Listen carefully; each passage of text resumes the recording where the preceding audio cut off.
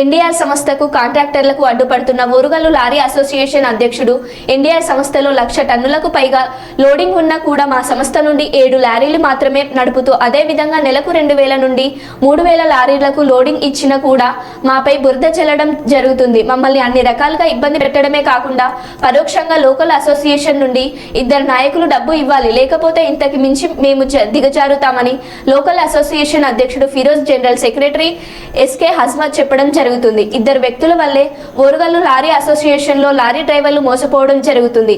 ఇప్పటికైనా ఈ విషయం డ్రైవర్లందరూ తెలుసుకోవాలి.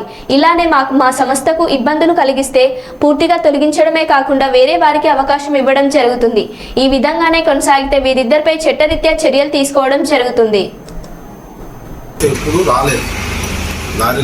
ప్రతి ఒక్కరితో మంచిగా, ప్రతి ఒక్కరితో జాగ్రత్తగా, ప్రతి ఒక్కరిని నేను ఇబ్బంది పడకుండా జరుపుకుంటూ వెళ్తూ వచ్చాను.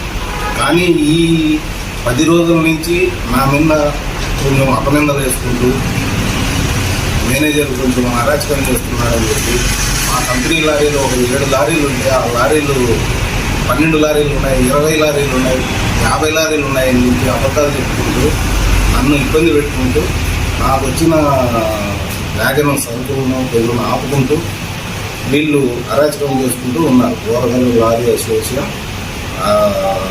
సభ్యులు, లారీ ఓనర్స్ అనే వాళ్ళు అందరూ మంచివాళ్ళు. వాళ్ళకు ఇవన్నీ ఏమీ తెలవు, ఈ రాజకీయాలు కానీ ఇవన్నీ ఏమీ తెలవు. ప్లస్ ఇప్పటి వరకు మాకు ఈ 40 సంవత్సరాల నుంచి మా సంస్థలో 7 లారీలు అనేవి ఎప్పటి నుంచో ఉన్నాయి. మేము ఏ రోజు పెంచలేదు, తగ్గలేదు. ఈ 7 లారీలు ఫోను మిగతాది ఏమిటే మాతో అనుబంధంగా ఉండే ప్రతి యూనియన్కు అక్కడ మాకు ఎక్కువ అనుబంధం ఉండేది ఓరుగల్లు యూనియన్తోనే ఉండింది. ఊడ్సెడ్ యూనియన్ ఉండింది, తర్వాత ఓరుగల్లు యూనియన్ అయింది. ఓరుగల్లు యూనియన్తోనే మేము మిగతా లోడ్లన్నీ ఇచ్చుకుంటూ వాళ్ళతోనే మేము సక్రమంగా బాగా మంచిగా చేసుకుంటూ వచ్చాము. మా ఎన్డీఆర్ సంస్థ న్యాయం, లారీ ఓనర్లు కానీ అందరూ ఆలోచించండి. మేము చేసింది కరెక్ట్ కాదనుకుంటున్నారా ఏంటనేది మీరు ఒక్కసారి ఆలోచించి మళ్ళీ తర్వాత ఉన్నాయి. యూనియన్లు, ఇంకా ఒడ్లు, బియ్యం అన్నీ ఉన్నాయి. కానీ ఒక సిమెంట్ వాళ్ళు వాళ్ళ సొంత లారీలతోనే మొత్తం డీల్ చేసుకుంటారు. ఎటువంటి లారీలకి ఎవరికి ఉపాధి కల్పించరు. మేము ఎరువుల ద్వారా ప్రతి నెల 2,000 నుంచి 3,000 లారీలు వీళ్ళకి చెప్పి రైతులకు ఎరువులు చేరవేసి వీళ్ళకి ఉపాధి కల్పిస్తున్నాము. మా ద్వారా ప్రత్యక్షంగా పరోక్షంగా 5,000 మంది ఉపాధి పొందుతున్నారు. లేబరు, రైల్వే లేబరు, ఊడ్షెడ్ లేబరు, లారీలోళ్ళు అందరూ.